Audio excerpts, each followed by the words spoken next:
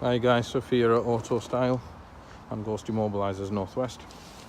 We've just put in another Ghost Immobiliser on a BMW 335D.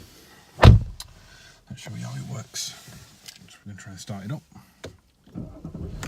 And the car's going to fire up fine the first time.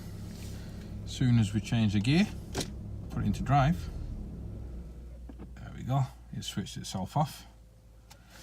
Try to press the start button again, it's not going to do anything. Now I'm going to put the code in.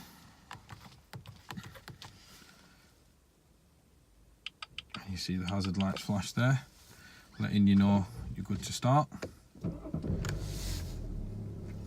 And it started up perfectly this time.